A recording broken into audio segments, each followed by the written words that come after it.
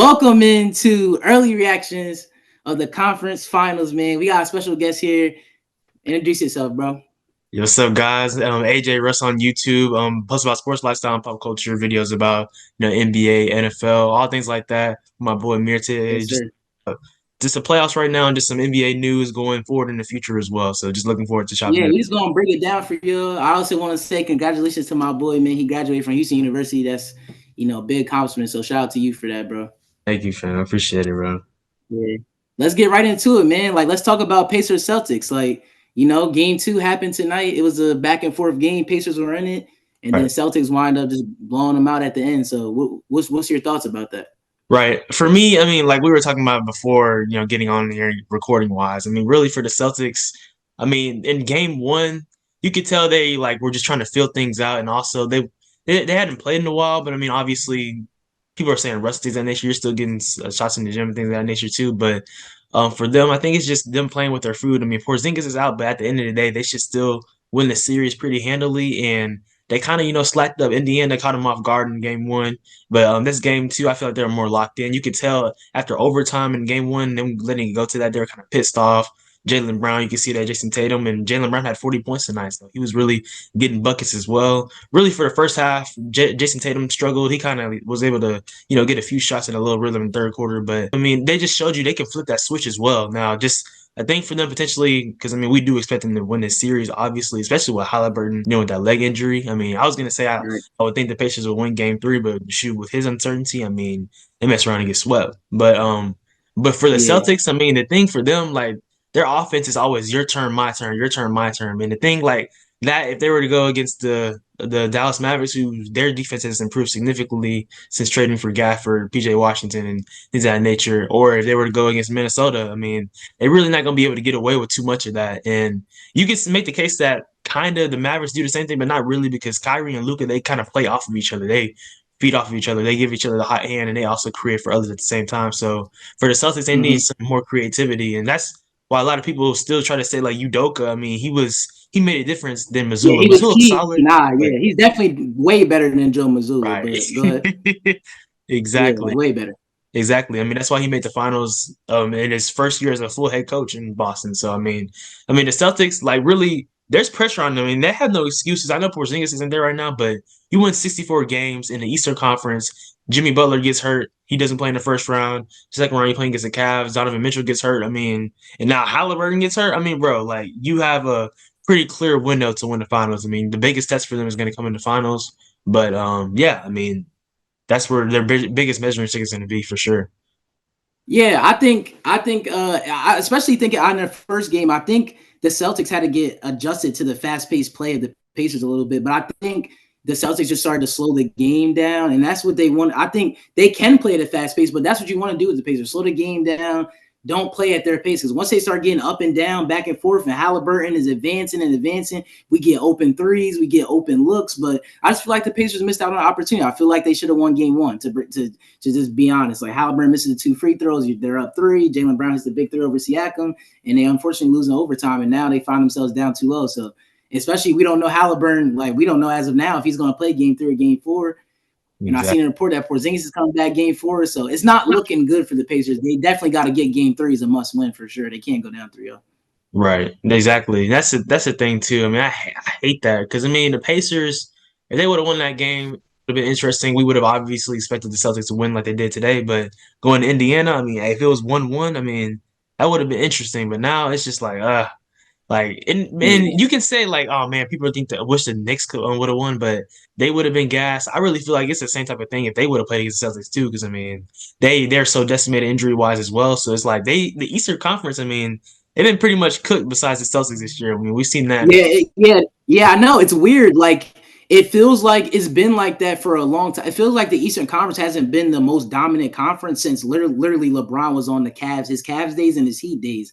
Other than that, the Eastern Conference just seems a little bit weaker, way more weaker than the West. Like we in the West, we got Luka, Kyrie, Anthony Edwards. I'm not saying there's no stars in the East, but they're Right. clearly There's the significantly West has more. the better teams. Like it felt like to me, it felt like Denver Nuggets was Wolves was the NBA Finals. I feel like whoever Yeah, wins that might win it exactly. all. So like the East is a little bit of weak, but I'm a Sixers fan, so I don't like the Celtics, but I just can't take anything away from them. They are a good team. So, but I think something that worries me is Jason Tatum. I'm not saying that he can't step up and be that best player, but I mean, last game I know he stepped up and had 36 and he had a great overtime, but he did miss that open three. So my concern is Jason Tatum. Can you win a championship as Jason Tatum as your best player? I'm not saying he's not good, but I don't think he's in the upper echelon of superstars like SGA, Luka, Jokic, Embiid. I think he's on that second tier level, but I think if he could win a championship, that pushes him to that upper Elevator. echelon level. Because I just think he just doesn't show up all the time. That's all.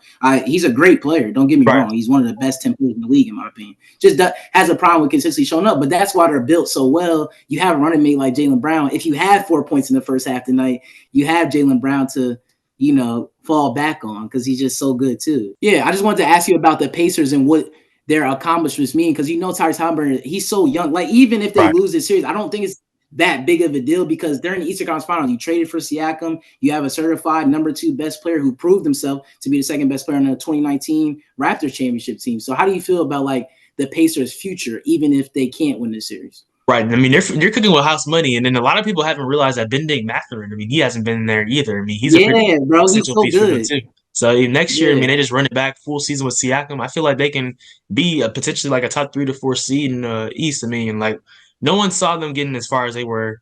Everyone picked the Knicks to beat them. Shoot, in the first round. I mean, even with Giannis being out, I mean, Milwaukee they played pretty good in that one game. I know there was like, oh man, that Bucks still might end up winning, but nah, they showed that they were yeah. team. And really, they had the Bucks number during the regular season too. In the end season Yeah, I tournament, think honestly, I would have picked them if Dame and Giannis were healthy. I swear, bro, I yeah, would have. I just think yeah, that Bucks team. Maybe we could get into that later. What their right, future is. I mean, yeah, I want to get it. I want to kind of play like a little game with you later. Let's just pick like off-season teams, yeah. like if they're in trouble, or just see if teams are in trouble. But go ahead.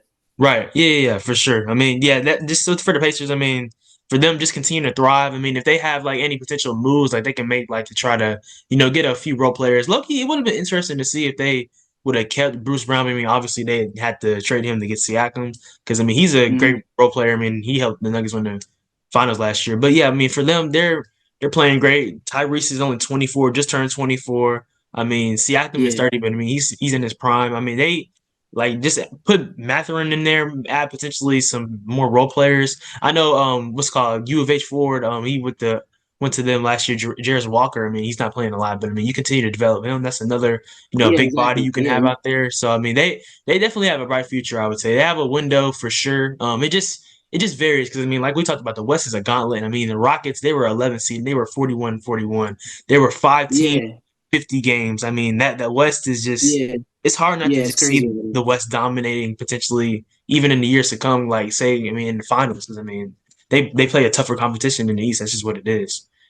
Yeah, they do. Yeah. But yeah, I think the Pacers do have a very bright future. And I like Tyrese Haliburton. I think he proved to be like an all NBA caliber guy, and which I think he did. He made all NBA third team, right? Yeah, I'm just so Or was yeah, it yeah. am I mistaken? Yeah. I think Yeah. So he proved to be an all NBA guy. And I wanted to ask you about the trade. Now, it's so interesting if you guys could think about the if you guys could think back, if you guys are watching this, Tyrese Halliburton was on the Kings with De'Aaron Fox. They made the move to trade Halliburton to the Pacers, and then Sabonis went to the Kings. Kings made it to a first round series last year against the Warriors, obviously, but the guy they traded is in the Eastern Conference Final. How do you feel about right. that trade? Do you feel like you can mark a winner and a loser, or would you say wait one more year for the Kings to get it together? I guess you could wait one more year, but I mean, at face value right now, if you want to base it off of 2 seasons, obviously the Pacers got the better end of the deal, but not necessarily like the Kings like just doing bad. I mean, they didn't make the playoffs, but like we said, the Western Conference was tough. Last year they were a top seed, but they did lose in the first round. But I mean, I feel like it's worked out for both sides. I remember when it happened in 2022, I was like, dang, that was a dumb move by Sacramento. I mean, but if you look at it now, I mean, Is yet. So honestly, getting some bonus back was probably like the best offer they could have got to move Halliburton. And even Halliburton was shocked. I don't even think they told him that, but he needed his own team anyway. I've been said that like he needed his own team. He really did. It's just unfortunate him and Fox couldn't work out together. But exactly. I want to move on to Timberwolves Mavericks, closing out that Pacers Celtics series. The Mavericks did go up 1-0. Luka played a great game. He had 33 points, 8 assists, 6 rebounds. Kyrie put in 30 points, 4 assists, 5 rebounds. I think Kyrie had 24 in the first half. Ant said in game 7, I got Kyrie. And He got Kyrie. Like Kyrie definitely showed up, and Kyrie said on the NBA TNT broadcast, he was like, I noticed that, and it gave him a little motivation. He also went into how he's been a leader because a lot of guys for the Mavericks never been in Western Conference Finals before, so he needs to come out and set the tone.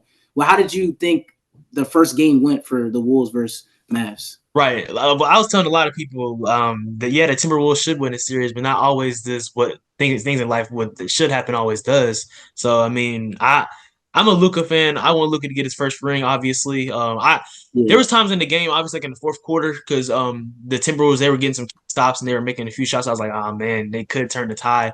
But the Mavs remained poised. Luka was able to get in the mid range, and oh my gosh, the pick and roll with him and D Live and Gafford, he was just so patient. Like every time Gobert, he just kept biting into the paint. He kept Gobert's playing extreme drop coverage.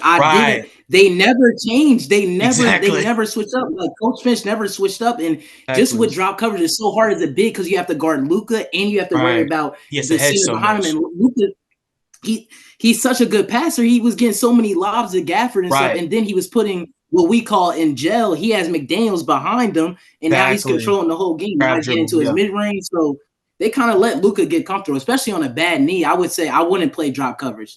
Like I expect that coverage to change in game 2 for sure. But they're gonna make some type of adjustment. Yes, I was saying that Anthony Edwards was winded and tired from having to guard Kyrie on the defense, and I think it kind of limited him on the offensive end a little bit. I think it hindered him. Like a lot of possessions, he gave up the ball. I mean, Cat hit that big 3, but even there, the clock was winding down. He passed to him with like 3 seconds left. Like, so I just don't know if Anthony Edwards. I'm not saying that he can't guard Kyrie because he's definitely capable. But I'm saying, do you want that matchup when you know you're going to need him on the offensive end? I just that's what I would keep doing that. That's what I was seeing on social media too. Like sometimes you have to protect your players from yourselves. I mean, obviously as a competitor, he wants to guard them too, but I mean, he's so vital to them offensively, and you know how he is a playmaker as he is a scorer, finishing wise too. So yeah, you do need him to conserve some energy. He's always gonna play great defense, but I mean, Kyrie, he exhausts you. I mean, with his creativity as ball handler, creativity in the offense and the pick and roll, and just how he can create shots easily. I mean, he's gonna exhaust whoever guards him. So I mean, that's a tough matchup. Yeah, it's a tough matchup, but I expect the Wolves to respond in game 2. They didn't beat the defending champs for no reason. I know the Wolves are a good team, and even at Bay, the game was still close, So it's just like McDaniels had that key turnover, and then it led to PJ Washington 3. They just has a couple of mistakes that I expect them to fix. I'm not really worried. The series is going 7. I don't know who to choose, but I think the series is going 7 games. I think it's going 7. I had some people say that Wolves in 6. And really Wolves in 5. I'm trying to be respectful. Like, bro, no, this series is gonna be long. People keep underestimating the Mavericks. Like, it's really annoying to me, honestly, bro. Like, I know. I feel like everyone. We could talk about that right now. I feel like everyone underestimated the Mavs because I remember when they got Daniel Gafford and PJ Washington. Remember, they were like this. They were in the play-in, and they rose all the way up to the 5th seed. And that was hard because they were probably 3.5 games out of the 5th seed, and they really went on a crazy winning streak. I remember they had I literally remember this. They had a home and home against the Jazz, and I remember I watched both games and they're going to be good in the playoffs just because of PJ Washington and Daniel Gafford. And I talked about that on my YouTube video today. It's these players on bad teams that can help on championship contending teams, but we think they're not good because they're on bad teams. Like a lot of people thought PJ Washington wasn't good. Like I listened to plenty of podcasts saying he can't shoot, he can't defend, but now he's just this great defender and this great shooter because he's on the Mavs. No, he's on a Charlotte Hornets team who's a bottom 5 team in the NBA, so he's not going to look good. Exactly. How can he look good on that team? And he's not playing for anything, so he's not really just giving his all. Because I mean, what's the point? You're just going to be in the lottery. You're going to be home in April. So yeah, that's the point, honestly. Yeah, exactly. And honestly, I never thought Daniel Gafford was bad. I always thought Daniel Gafford was with up there with Andre Drummond and with the top backup centers in the league. He's a great rim protector. He's a great rim runner, and he could just catch lobs. He's a perfect center for Luka. Right. Honestly, he really is. You know what's key by the Derek Lively thing? Remember they tanked at the end of the year last year. I do. Kyrie got traded to the Mavs at the deadline, and it's hard. It's so hard to get a team together after the deadline to get that chemistry going. So everyone came to the Mavs and said, why are they tanking? Because they knew they were going to be the 10 seed. Why would you rather be in the 10 seed as a play-in, or would you rather get a top pick? And guess what? I think the pick was protected. That's why they got that 10th pick, which led to Derek Lively. And Derek Lively has literally won them playoff games. So I completely agree with sitting Luka and Kyrie at the end of the season last year. I want to talk to you about Kyrie though, because I think it's so cool you know, we're both like around the same age. So cool to see him back in the conference finals competing because we know all he went through with the tweets and almost being blackmailed out the NBA and the COVID vaccines and you know all the Right. stuff that comes with Kyrie and he's finally back here and he mentioned on the NBA TNT broadcast that it hurt him watching the playoffs last year and not being in it and it made him want to be a leader. I just want to get your take on what Kyrie is like just and he's like the last OG left in the playoffs right now. Like what is Kyrie at this point of his career? Like what does that mean to you? What he's doing right now? Right. I mean, I've always loved Kyrie as a player. I mean, all the other stuff. I mean, when he shared that video, it was you obviously know he wasn't trying to do like cause any harm. The COVID vaccine and that stuff. I mean, that's his decision. I mean, looking back at it now, Right. COVID is like 4 years ago now. I mean, there's people who are vaccinated, aren't vaccinated. Just thank God that time has passed us, you know. But I mean, Kyrie, he's Mm-hmm. always been, first of all, basketball talent. You can never guess that one of the greatest guards of all time.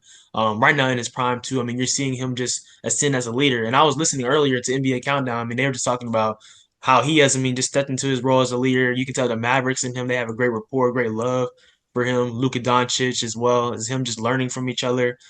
Kyrie talked about in the past how he's been able, well, not in the past, but like recently, how he's been able to, learn more about himself as a player, knowing when to sacrifice, knowing how to do better things for the team. Mm-hmm. I mean, you're seeing that on full display. I mean, and his experience in the playoffs, playing in the finals before, winning a ring, and things of that nature, and playing with great players that he has. I mean, you're seeing that command and really just his knowledge and his leadership just go straight into the Mavericks, and they're a really poised team. So I mean, I really love his contributions, and really, I'm glad he stayed and signed that contract too with the Mavericks as well. Because I mean, you hear all that gibberish last season about the Lakers trying to get him, and everybody thinks everybody can just go to the Lakers and play with LeBron. That annoys me so much. But I'm glad Kyrie and Yeah. Luka, because like I said, Luka is him and D Book are my favorite players, and obviously D Rose always. But I mean, he's older now. But I Yeah. love seeing them together. So I mean, it's a beautiful thing in my eyes. Yeah, nah, it is, and Kyrie's such a good human. I would say, honestly, I think he just gets misconstrued with all that other stuff, like off the court stuff that people think of him. Like he's really a family guy. You could tell how much he cares about Luke, and I think that helps on the basketball court. Like when you have a connection through the locker room emotionally with something, I'm talking about has nothing to do with basketball. Just talking about pure relationships. It makes you play better on the court. It really does. It Right. makes you believe you could win, and that's why they're in the position they're in right now. Three wins away from being in the finals. First time for the Mavs since 2011. It's been a while. Like Exactly. that's a long time. That's 13 years. So you know, it's really cool to see the Mavs good again. I love Luka and I love Kyrie. But I want to get to our next topic, and I want to talk about Bronny James because you know everybody says his draft class not good. It's funny because like Bronny James like the most talked up prospect, and he's like projected as a 56 pick. It Right. like you know he's been in the league so much. He had that 13-point game in the combine. I just think he gets too much hate. But what are you making of the Bronny James? You know, he had his pro day too. Like, what are you making of the Bronny James hoopla about going into the draft? Right. I mean, he has that attention because I mean he's LeBron's son, obviously. I mean there is some nepotism there. I'm not hating on him saying that. I mean that's just a fact of what it is. I mean he's LeBron's son. That's just gonna come with that. But I mean he's gonna be able to impact the roster. Not necessarily just talking about his name, but I mean he's an NBA caliber player. I mean like we said earlier, Yeah, I mean he's a really good player. The only reason why his season was stunted and he didn't have a chance to perform as well, because I mean he had a cardiac arrest. I mean, if anyone had cardiac arrest, I mean you can make the argument that they wouldn't be able to play basketball again. So him coming from that, that's a lot of mental toughness, and right there, seeing that for a team, I mean that's one thing to overcome that to get back on the court.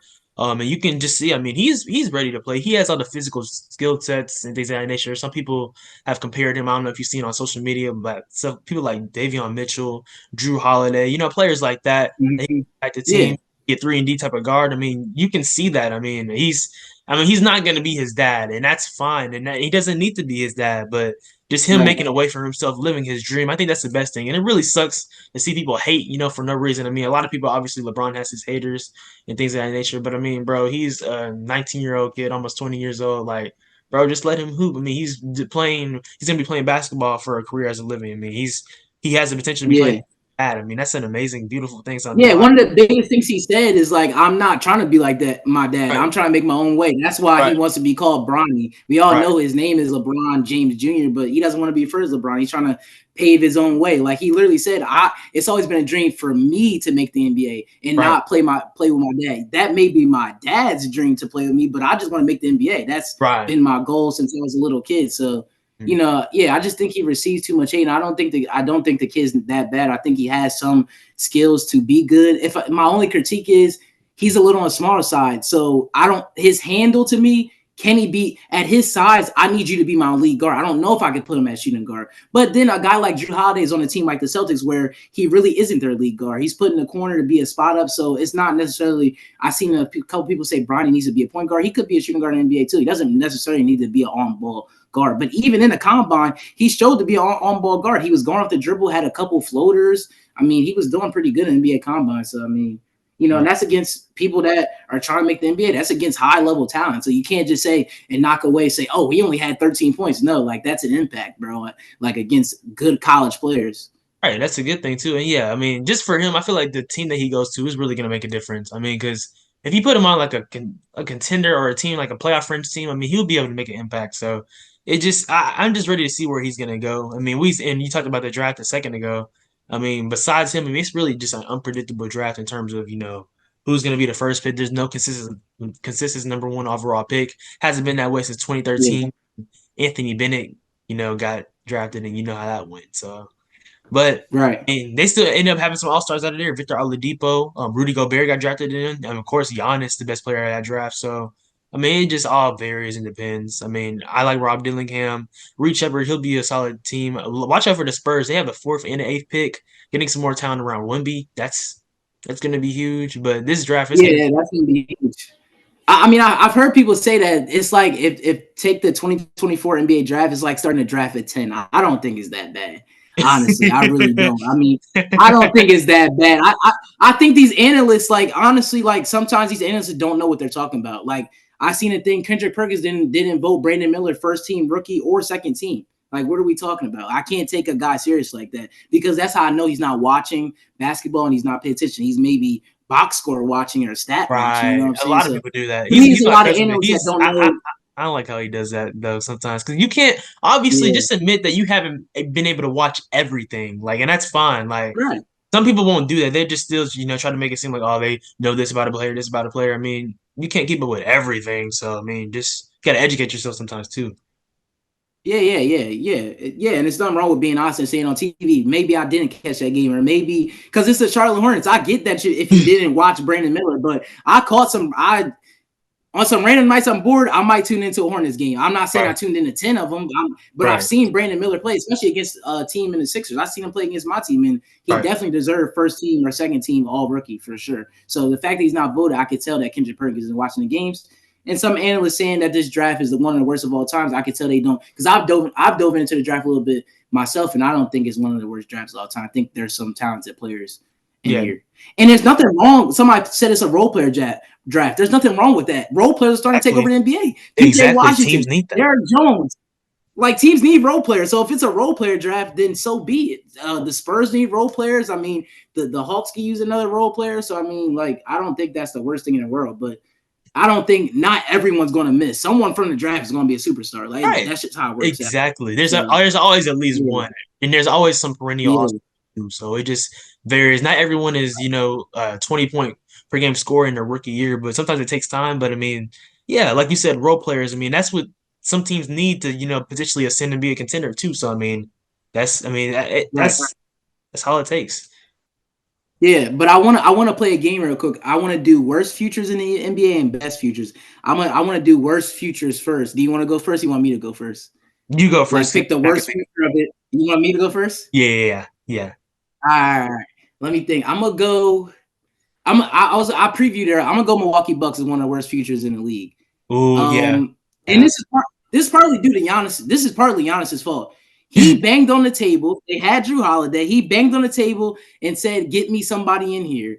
That's what the Bucks did. They traded Drew Holiday away to the Blazers. We know that he's not on the Blazers now, but they traded him to the Blazers for Damian Lillard. And I'm not going to say it was a huge mistake, but I think they got Dame in a later part of his career. I don't think that's the same Dame we've seen in Portland. It's clearly not. Some nights he does bring it where he'll go for 36 or he'll have that 45, or like in game 1 against the Pacers where he went crazy and had like 40 something. But I just don't think it's the same Dame night to night consistently, and I think that's affecting. Same thing with Adrian Griffin. Giannis wanted Adrian Griffin. Now he's like, oh, I want him fired. So I think a lot of the Bucks team, I'm not saying they can't fix their problems, but they don't have a lot of picks. They don't Right. have a lot of cap space. I don't see a bright future. I think they're one of the worst futures in the NBA. What do you think? For sure. No, I agree with that too. Because I mean, with Dame, I mean, he's obviously still like he can still get buckets and things of that nature. But his defense, I mean, teams are going to blitz his ass all the time. I mean, you're going to test how he can guard, and he's not. I mean, really that reliable of a defender. He's no Trey Young, but I mean, he's not that great of a defender. So that's one thing. Having a lack of picks, they're very top heavy nature. So yeah, I agree with that one, and I have another one that's kind of similar to them too. The Phoenix Suns, man. Um, Oh no, not the Phoenix Suns. yes, bro. I love D Book, but I mean, especially seeing after this season, I mean, they had some good spots in terms of like Grayson Allen impact the team. I mean, I liked how he played, but Bradley Beal, he was so timid at times, and then he would just sometimes just be in the corner. I mean, and they didn't have a true point guard as well, so that's one thing. So, like you said, for them, they don't have a lot of their picks until like 2030. I mean, Golly, Katie, I mean, I'm pretty sure he'll be retired by then. D Book, I mean, he'll be in his Yeah, early 30s. Bradley Beal, I mean, Bradley Beal also his contract is disgusting. It's gross how yeah, it is. he's not on the court as much, and he's making $50 million essentially. That's another thing. So their future is just baked, in my opinion. And D Book's the only player from that finals team that's on the roster still. Like I don't like it. Their future is not good, but I think this is where the Suns messed up. Like they in the offseason, they traded Chris Paul, which was fine. They had cap space after that, and they still had DeAndre Ayton. All they had to do was go sign a point guard. If you thought that the answer was trading for injured, riddled Bradley Beal, I could have told you that wasn't going to work out. Right. And then after that, I've seen a report that Frank Vogel wanted a point guard, and basically the owner Matt Ishbia and the GM told him, no, we're not getting a point guard. So now you have Devin Booker or Bradley Beal playing in a position they never played in their careers. They're not playmaker type of guys. They get buckets. That's what they do. And I remember during free agency or leading up to it, they were interested in Fred VanVleet. He would have been perfect for them too. Yeah, it would have been They're like perfect. him. Fred VanVleet, KD, and Booker, they would have been cool. Now you have somebody who can actually be a point guard and pass the ball and shoot occasionally. Bradley Beal just never fit. And KD mentioned, oh, I'm always in the corner. Yeah, no shit, because there's 3 ISO players. Exactly. This is not the old NBA, bro. This is new age NBA. You usually have 2 stars surrounded by role players. I, Like that's not how the NBA works anymore. and then they're just gonna run it back. Like, come on now. Right. It's gonna be the same And thing. what do you think the result is in a packed Western Conference with Luka, Kyrie? We know the Joker's coming back on revenge next year. We know the Nuggets are good. I see the Suns maybe being in the play-in again, or maybe even worse, not even making the playoffs. Right. Seriously. And health is no guarantee either. So I mean, especially with KD getting It's old. so sad, man. Ever since KD's left the Warriors, he's had nothing but bad luck. I don't even think it's his fault. It's not his fault that the Right. Suns went and go traded for Bradley Beal. It's really not. In my opinion, it's not his fault that him and Kyrie and then the James Harden thing. Like, I don't know. He's had a very weird career after leaving Golden State, and it hinders his legacy. In my opinion, it just makes it look like that he needed Golden State to win a championship because he hasn't won a championship on his own. Exactly. So even That's though he was Finals yeah. MVP Yeah. on those two runs, but still, it hinders his legacy just a little bit. How he just can't get it done. He just Wow. Without. can't get it done. I don't know.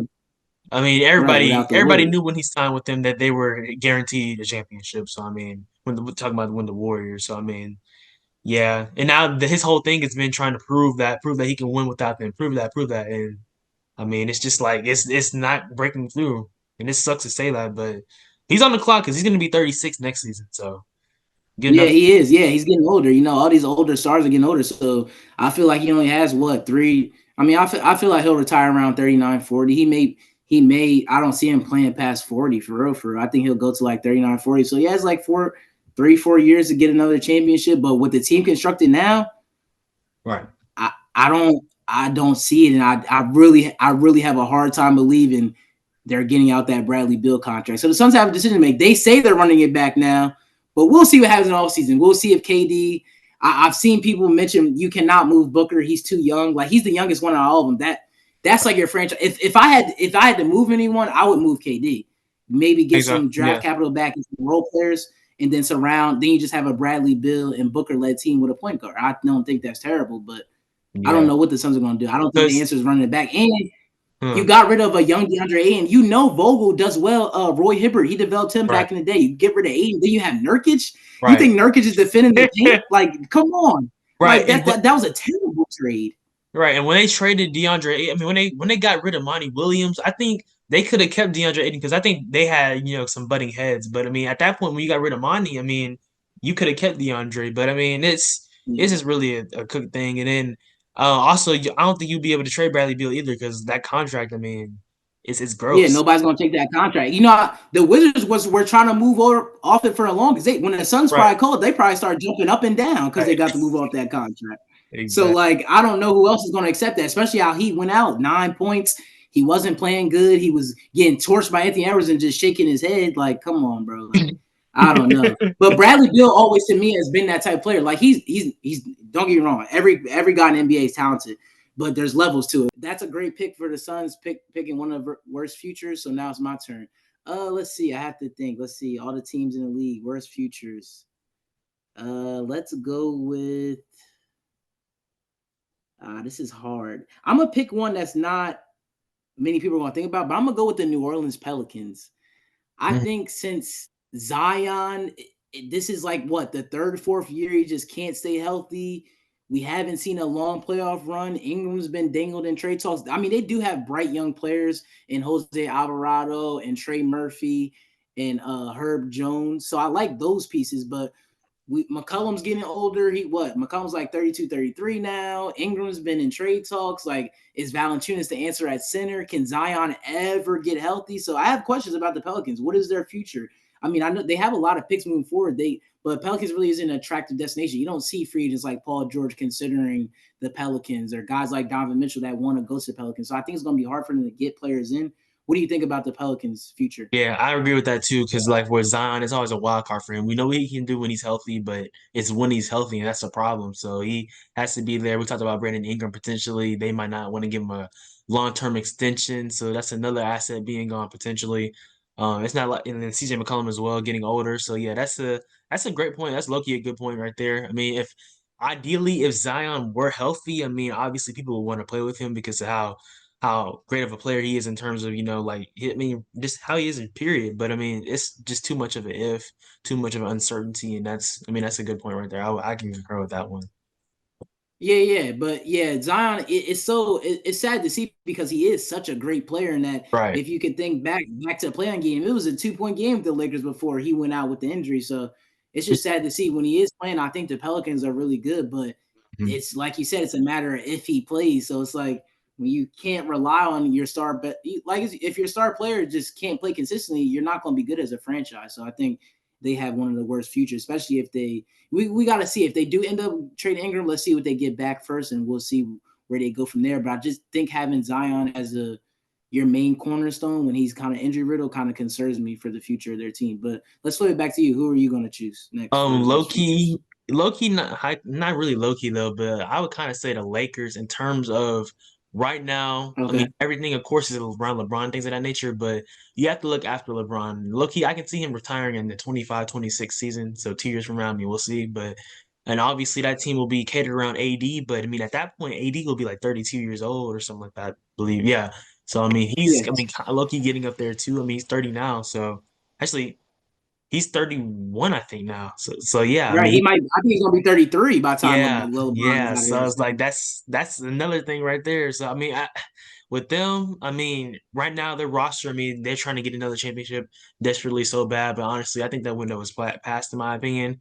I mean, what are they going to do yeah. after LeBron era? That's a huge question. I mean, obviously, it's LA. You know the prestigious history being a Laker. You know the tradition there and things of that nature. But I mean, it's cooked right now because I mean, after LeBron and them, I mean, we're looking at pretty much what they went through after Kobe's Achilles injury. I mean, all those bad years they had, getting those Yeah. lottery things of that nature. I mean, I can foresee something like that happening again, almost.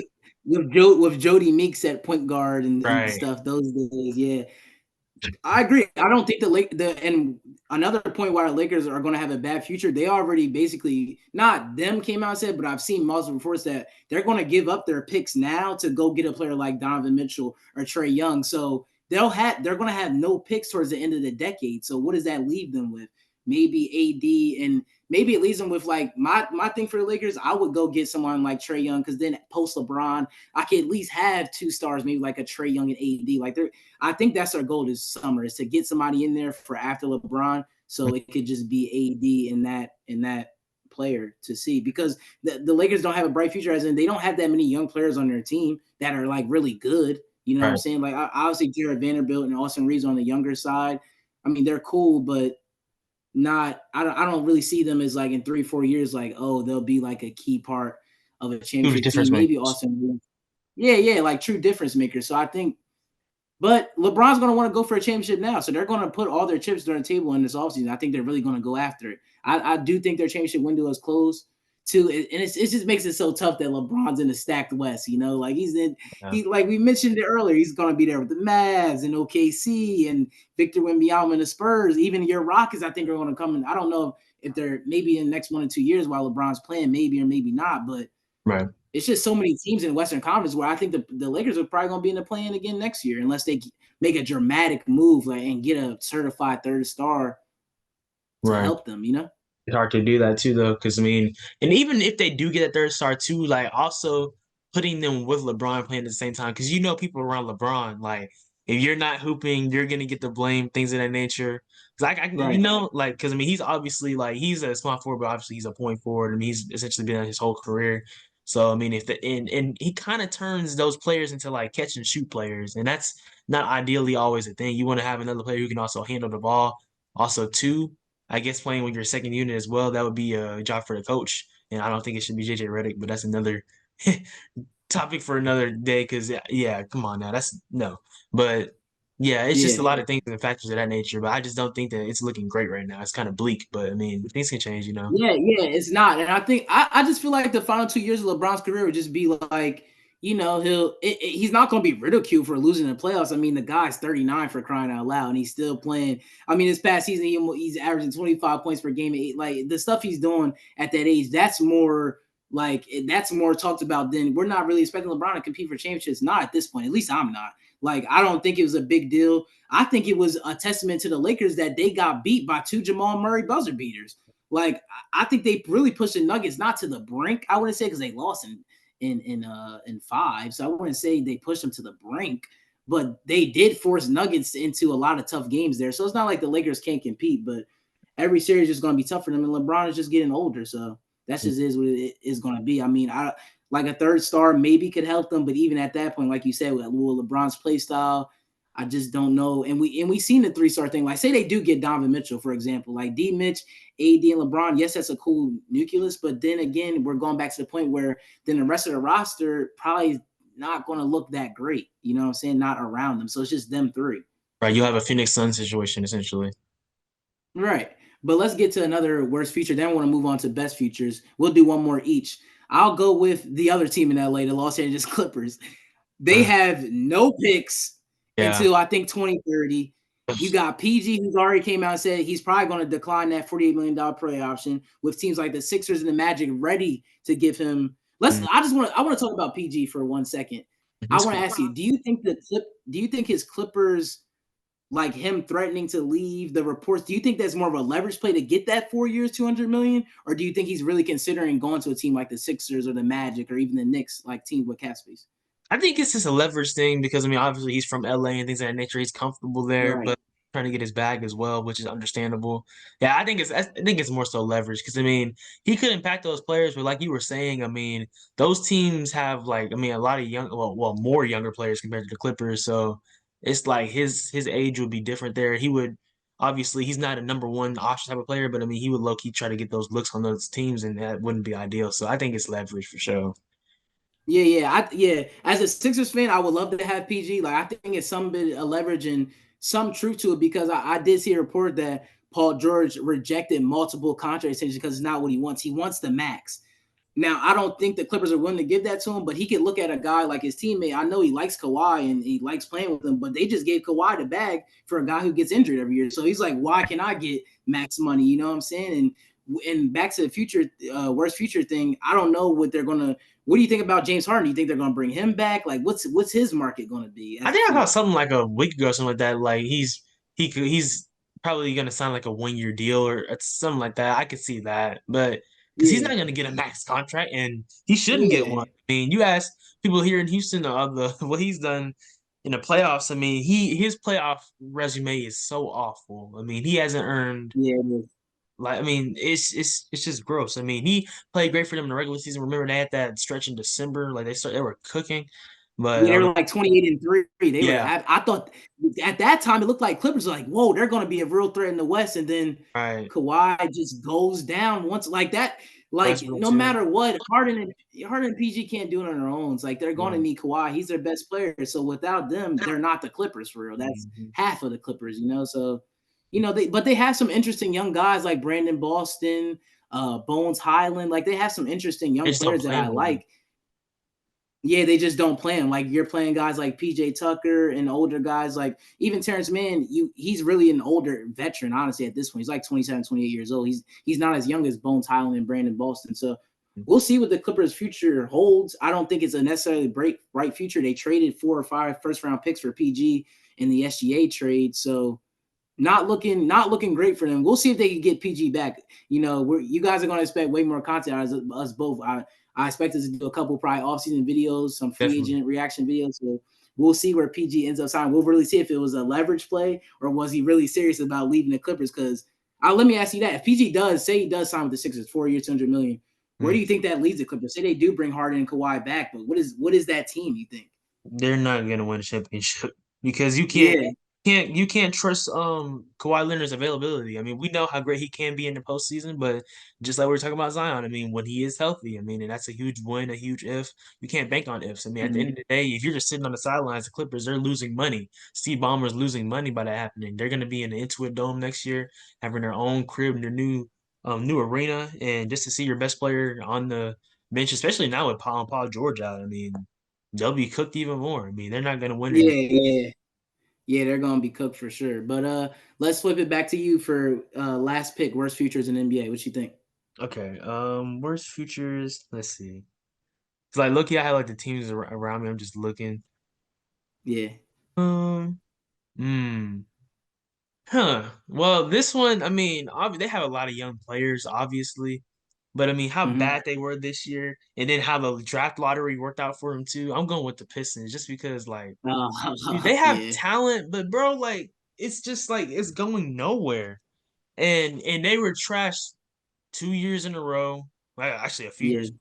And then the draft lottery is not benefiting them. That's a good thing about the draft lottery, new odds and stuff like that. It doesn't reward the worst team too. So I like that. But yeah, it's gross. What they lost, they set the record losing 29 games in a row earlier in the year. I mean, that was a whole huge thing. I remember that. That was one of the biggest things Yeah.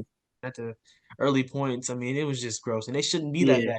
Have Kate Cunningham. He does have a lot of talent, even Jaden Ivey and things of that nature. But like just the team and Monty Williams, he's in a bad coach. I just think I don't know. It's just He gross was. there. I want to get into him. Right. What? I don't know what's going. I don't know what got into Monty Williams' head. And first of all, the Pistons as an organization, they're just run poorly too. They're just run poorly. Yeah, They they are. The are ownership is definitely. bad. The GM is bad. Why do you sit and say we're the worst team, but we're gonna give the richest contract in NBA history? Not saying Monty Williams is a good coach, but you're gonna give him the most money ever a head coach has ever made. That's a big commitment asking somebody to come coach this bad team. Like so that was the first mistake. And then early part of the season, I'm seeing Killian Hayes get minutes over Jaden Ivey. Jaden Ivey's what I think he was the fourth pick of the NBA or fourth or sixth pick of the NBA draft. Why is Killian Hayes, a guy who's getting trolled on TikTok for being bad? Like, Right. come on, bro. Why is he playing over Jaden Ivey? There's no way in your right mind you think that Killian Hayes is better. And that hurt a big part of the season. It Yeah, really it did. did. Oh my gosh. And yeah, Hayes is I mean, everyone recognizes how big of a bust he has been. So he's not even on Right. the team anymore, right? Yeah, I don't think Right. so. Yeah. He got cut from he has to be traded. They couldn't find a trade partner. Then they cut him and he never got picked up. So he is currently an NBA free agent. And I don't know if he'll make his way back. I mean, he probably will get a shot maybe in summer league or something like that. But I wish the best for him. But it's just like I don't know. I don't the Pistons. I love Kate Cunningham though. I have a Yeah. Sixers group chat on Instagram. I'm always sending Kate Cunningham. I think a lot of points throughout the season. Like he was killing Boston in that one game on the road. Yeah, He he had a did. big stretch of like 25, 6 rebounds, 7 assists per game. I think Kate Cunningham is a bright spot. I think he can honestly help a lot of teams in the league right now. Like I would love to see Kate Cunningham on like the Miami Heat or something to be their league guard. I really do think he's that good. And I think he gets slandered a little bit because he's on a bad Pistons team. So, It's and fun. like you said, with their standpoint, this isn't a good NBA draft. I just don't know where they go from here. And you got to name them as one of the worst futures. I like Ivy. I like Cade. I like Doran. I even like Marcus Sasser, a little underrated player right there, a little point guard for the Pistons. Yeah, Marcus Sasser is good. He could go. Mm. But, Pistons, they have one of the worst futures in the league. I don't know where they go from here. You can't fire Monty Williams. You're paying him all that money. Right, So exactly. it's like, They're in a I deadlock don't right know, but I don't see them competing next. Like I don't even see the Pistons as a playing team now. We gotta wait to see what they do in the offseason, obviously. right. But I mean, They but who wants to sign with the Pistons? Like, come on. it seems like they need like I think they did sign like a new GM or something like that too. So it comes with that Yeah, they having a did. They new got a new mind. GM today. Right. Yeah. It's having a new person to, like lay out a better blueprint in terms of, how to get talent and get assets of that nature and how to build a team because right now they're just Yeah, I seen they were interested in Zach LaVine and Brandon Ingram today, and I think those would be valuable options. Try to just add another playmaker, add another scorer just to help that team. Because honestly, I think the Pistons played worse than they really are. I didn't think they were that bad. Like to lose 26 they games in a row, weren't. they're bad, Hmm. but not that bad. I Real just question think is some would they want to unlucky go games there? in there. Right? Would they want to go there? Exactly. Would they want to go there? I mean, if my agent called me and told me I was traded to the Pistons, I'd be like, oh man. Like, holy moly, right? I would just be like, I don't know if I want to go there, but we'll see. But let's get to the best futures in the NBA. You want to take this one first? Or you want me to? Yeah, I'll take it. That's fine. I mean, easily Okay. you said OKC Thunder. I mean, second youngest Yeah, team. come on. First seed this year. Of course, lost to the Mavericks, but I mean, they still had a great season because no one saw them ascending from being in the play-in last year all the way to being the first seed this year. So, I mean, you have Chet, you have Shea, obviously, you have Jalen Williams. I mean, and they have all those thousands of picks. At some point, they need to use them on something. I mean, a lot of people talked about how they needed another big, backup big, potentially. We saw that in the playoffs kind of go to their detriment. But yeah, they have to use that at some point. But having all those assets, having that young talent, I mean, they have a lot of bright spots. And obviously, it's going to be interesting to see who they let go in the future because, I mean, you can't have everyone. I mean, I could see them potentially getting rid of Josh Giddey sometime next year because, I mean, you saw his role diminish throughout the season and then also in the playoffs coming off the bench and stuff too. So I could see that. But he's a solid player still, though. But Right. I mean, the moves that they'll make will be interesting, but they definitely have a good little nucleus right there between Williams, Shea, and Chet right there. Yeah, I agree. And I just feel like, yeah, OKC has a bright future. And yeah, Josh Giddey probably has to be moved. It's just because the lack of shooting. It's Right. hard for him to shoot. So it's just like it's hard if you help off or do anything like that. You could just help off SGA because Giddy, we know he's not known to be a shooter, so people like to slack off in the corner. Right. Hmm. So yeah, but honestly, I want to talk about too. Chet was so good as a rookie, man. That was his first real season in the NBA, and he was blocking shots, making plays. I really don't know why Sam Presti didn't go out and try to get it big at the deadline, but I don't blame him. The Sixers tried to make some. The deadline, this NBA trade deadline was pretty dry. A lot of bad teams held on to their good players. Like not a lot of teams moved their players. So I don't really blame OKC for it. Like I was listening to a podcast. Somebody said, "Oh, OKC should trade for Gafford." Maybe, but Mavs were just quicker on that. They probably Yeah. noticed that they wanted Gafford. OKC were just lacking, and they Exactly. didn't they didn't call or do whatever. I don't know what was going on behind the Right. scenes, Or they but could offer I love better. OKC's young team. Yeah, Mm. yeah. Or they got a better offer. But I love OKC's young team. That's a great pick. Like SGA, that series not on SGA. He had 30 plus points in every game. It was the players around him. But I have a question for you about OKC's future. Do you think Jalen Williams, J Dub, do you think he could be a second best player? Because he a second best player in the championship team because he was up and down in that Dallas. The whole playoffs, he was kind of up and down. I think Chet is gonna end up being the second best player. Honestly, I think it would be Yeah. Chet then J Dub, and him having J Dub as the third best player. I mean, he's an All Star caliber player. I mean, he showed that this year. So I mean, I think that would be good. But I don't think he's a second though. I mean, this is the second season too though. So I mean, he only has room to improve and grow. But yeah, it's hard for me to say second. But you see Chet. I mean, you just see the potential that he has and how he's already tapping in to some of it. I think he would be that second option on that Oklahoma City team. Yeah. All right, let's get into my pick for best futures. I'm gonna go with the San Antonio Spurs just because Yeah, Victor yeah, Wembanyama, yeah. he's crazy, man. Like watching him this season was it's everything I thought it would be. The defense is amazing. I mean, he made all NBA First first team team defense. defense as a rookie. That was amazing. Honestly, I think he could have been defensive player of the year. Same. I think people are afraid to vote for him because he's a rookie, but I think he Right. had a case for defensive player of the Mhm. year too. So I mean, Victor Wembanyama, he's a bright spot, and I think he's so good. The Spurs need to compete now. They can't afford to Right. win 20 games this year. They need to draft good and maybe go get a certified point guard, a Trae Young, a Chris Paul, somebody like that that could get the ball to Wemby. Mhm. Because having Sohan, he ran point guard for what, like 25, 30 games. Like that's Yeah. not it, Pop. Having Sohan at point guard. And they do have Trey Jones as a backup, but they mainly use him as a backup. They didn't Right. really start him. So they need to get a certified point guard in there that needs to get Wemby the ball, like Hmm. for sure.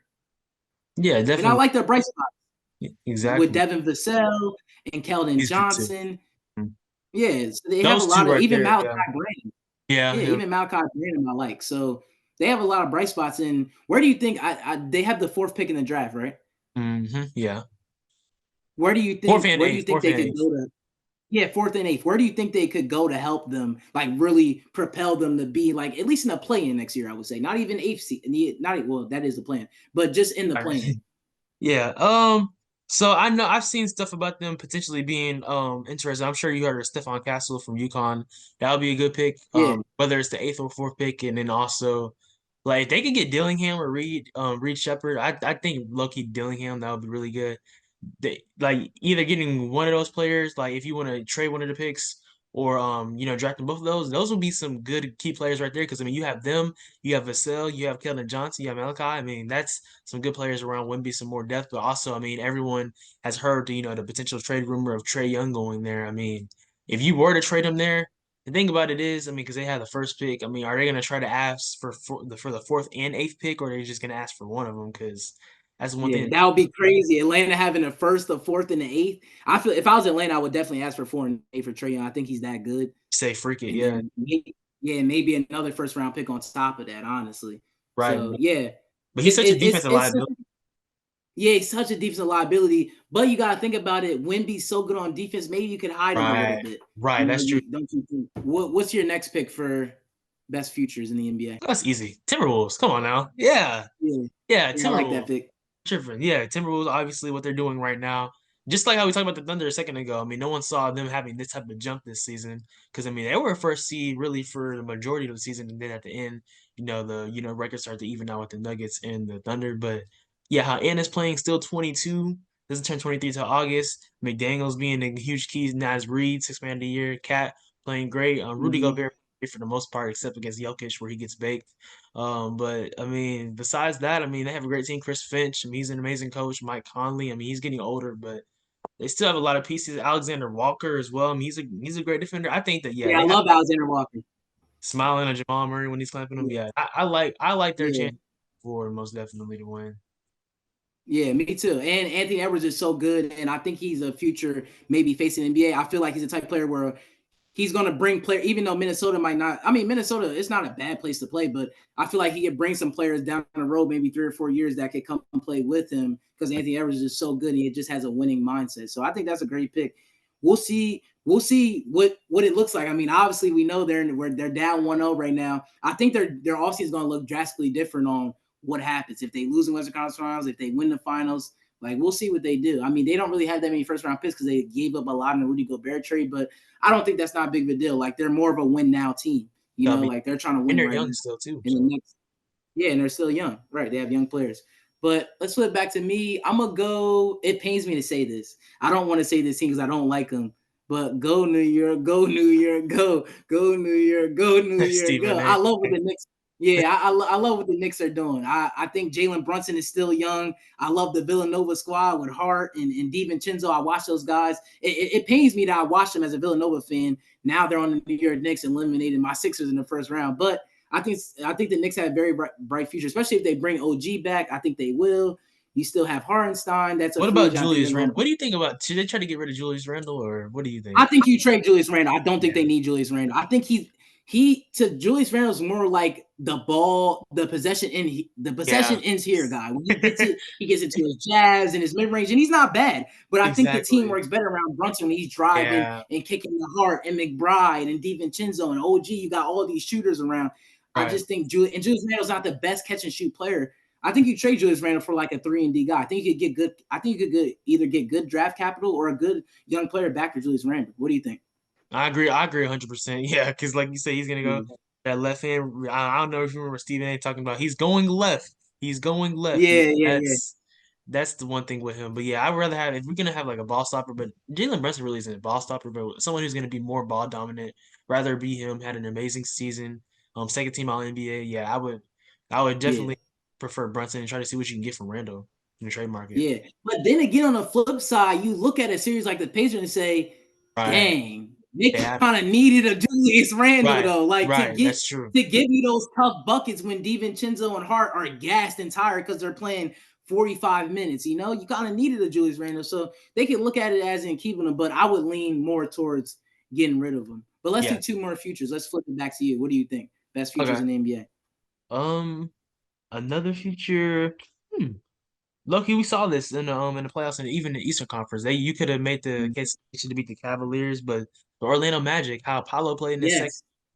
Yes. Franz Wagner, even though he didn't have a good game seven, he's super underrated in my eyes. Jalen Suggs, I think he made second team all defense, I think, but his defense is Yeah.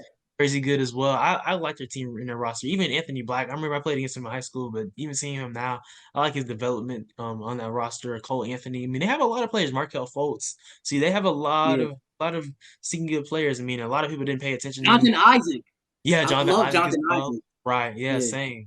I mean, they just have a lot of pieces. I mean, they continue to develop those young players, continue to, see what they can do collectively, and if they can add any veteran presence. I know they're interested in getting Clay. I don't know how that would work potentially logistically, but yeah, I mean, I think Right. the Magic, they're for sure a team that's on the come up in the Eastern Conference and in the Yeah, NBA. and it's perfect for the Magic. They're another team similar to the Knicks. What I did mention with the Knicks, they Right. have cap space and they have picks. Like Right. they kept their picks, so they could go make a move for a star player this season. Like I know star players might not want to go to the Magic or whatever, but in the NBA, I know they have a list of teams they want to go to, but you really can't control where you get traded to. I'm sure Donovan Mitchell, when Donovan Mitchell was about to be traded from the Utah Jazz, we all know his number one landing spot was the New York Knicks. He wanted to go Right. to New York Knicks. He publicly said that, and he got traded to Exactly. the Cavs. So So, like if Brandon Ingram wants out, say he wants to go to the Pistons, for example. That's just for example, but he right. gets traded to the Magic. He's gonna have Right. to show up for the Magic and play basketball. So I think Magic could go out and make a move like that.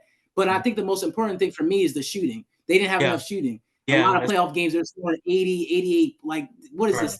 This is not the Pistons back in the day. Exactly. Like, this is new age NBA. You need shooting. So I think you just need more shooting around Right. That's why Paolo that's why they're Banchero. interested in Clay too, I believe. Exactly. That's why they're interested in a guy like Clay, somebody who could space the floor. They actually drafted Jet Howard from Michigan, but he just didn't Oh see the yeah. floor. Yeah, he He's a did. great shooter in college, but obviously didn't see the floor because he's a rookie. And I Right. think Anthony Black is a future bright spot too. If he could get a jumper, I think he'd Right. be a really good lead guard. But I would focus on that too, getting a certified point guard that could put Franz and Paolo into their spots. It's too many Right. times in the playoffs where the Cavs were Paolo's dribbling into the elbow. No, I need a point guard to say, hey, you go down to the elbow, I'm gonna give it to you instead of get our young players into spots. Somebody like Chris Paul would be perfect for the Orlando Magic to me. Like somebody could just run the offense, get Franz, Jalen Suggs, Paolo Banchero into good spots and not make it so tough on those young players. But even throughout all that, going 7 games with the Cavs, it was amazing to see. And Magic definitely had one of the brightest futures in the NBA. But let's flip back to me for my last pick. Mhm. I don't know where to go here. Brightest. Oh, I know where to go. I'm gonna go with your Houston Rockets. Like, come on. Oh, yeah, I yeah, think, yeah. yeah, I think the Rockets have one of the best futures. I love Tari Eason, Mhm. Amin Thompson. I Mhm. love all y'all young players. Whitmore, Cam Whitmore is an absolute dog. I this gives me nightmares because I like the Lakers. I want them to do good, like because LeBron and they passed. They took Jalen Horton from I forget what school. I think it was Indiana. like Oh, Indiana. Yeah, they took him and Cam Whitmore was sitting right there for them, and he would oh, have gave them real impact. oh. So I don't know if you watch Oprah Side yeah, or well, his name is Clark now on YouTube. He was pissed about that, but yeah, yeah, that yeah, he he would was. have been nice for them. But I mean, oh well. Yeah, oh well, yeah. Cam Whitmore's down in Houston, and Houston, oh my God, they just have a plethora of young players. And obviously, I didn't even mention he went down.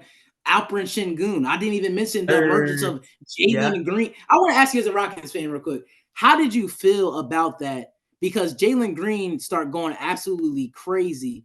As we have 10 more minutes left on this podcast, just letting you know. Mhm. And then we're going to end it. But Right. how did you feel about Jalen Green ascension without Alperen Şengün? Because it's like, wait, why wasn't Jalen Green doing this when Şengün was in? Then I seen rumors people were like trade Şengün. I'm like, wait, Şengün's like their best young player. Why would you trade him?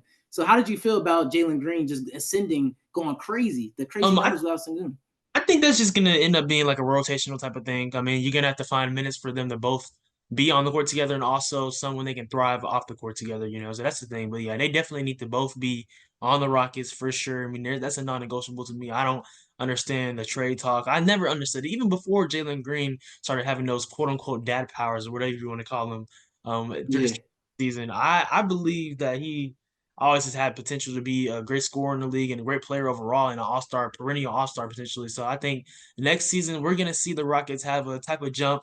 I'm not gonna say they're gonna be a first or second seed or even a third seed, but like a fourth or fifth seed in the Western Conference, maybe. Don't be surprised because I mean next year they're gonna be like that, the Amen Thompsons of the worlds, the Cam Whitmores of the world, and obviously having veterans like Fred VanVleet, having Dylan Brooks, and also Steven Adams, who's going to be a yeah.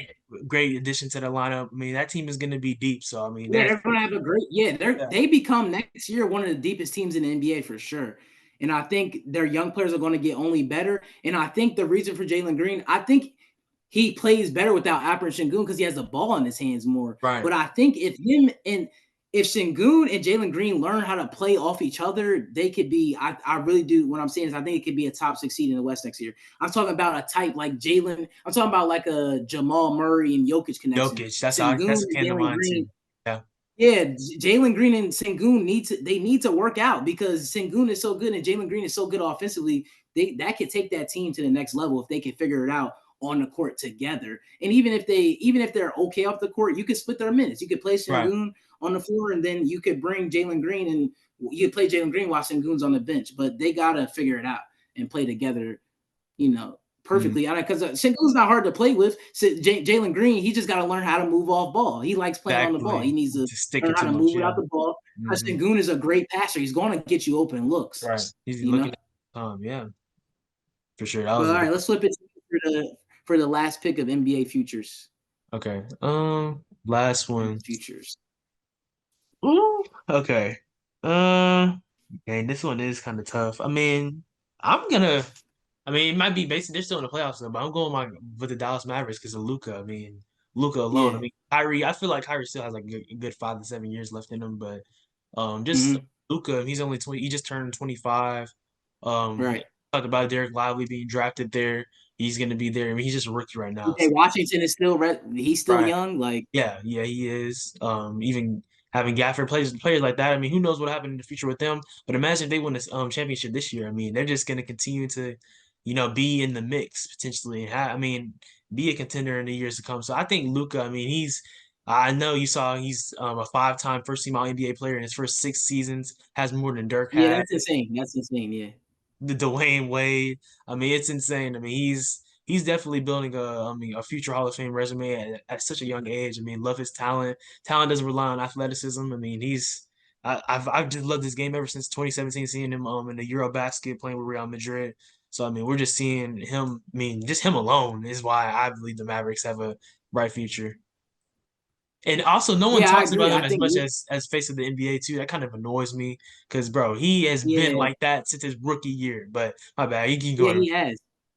Yeah, I mean, a lot of people feel like Luca can't be the face of the NBA because he's a European player. Like people think face of the NBA only means American guy. I don't really agree with that. I right. think a European guy could be the face of the NBA. What's wrong with that? I don't really see the issue. I think that's a little like, I don't know, but I just feel like Yeah, that person who's a face of the NBA just doesn't have to be from the USA. It could easily be Luka Doncic because he's that good. Like he's that talented, and he's just amazing. He's doing all this on a bad knee too. It's just like if he was at 100%, imagine what he would be doing. Like we talk about James Harden, not a great playoff performer. Right. Luka's gonna go down even in his career so far as he's one of the best playoff performers. He shows up every single playoff run, no matter it's the bubble in 2020. We could talk about just his playoff run where that wasn't a great Mavs team when they went to the Western Conference Finals against the Golden State. Yeah, He 2 carried years them ago. there. So Mm-hmm. yeah, like Luka, obviously one of the brightest futures in the NBA, and I love them with Derek Lively and Gafford. They're going to be great, and that's a great pull because I didn't even think about the Mavericks. But yeah, we covered a lot of good topics today. That's going to do it for early overreactions. Think about it, guys. This is early overreactions. Right. The Pacers are down 0-2. The Mavs are only up 1-0. We know that the first 2 games of the series doesn't really win it. We could go back to the Wolves series. The Wolves were up 2-0 against the Nuggets, and the Nuggets won 2 games. We don't know if the Pacers come back and maybe they have energy on their home floor and win 2 straight. So we'll get back at you guys with another episode. But this was fun, bro. Thank you. Yes, sir. We got to do it again, Amir. For sure. Appreciate you. Yes, sir.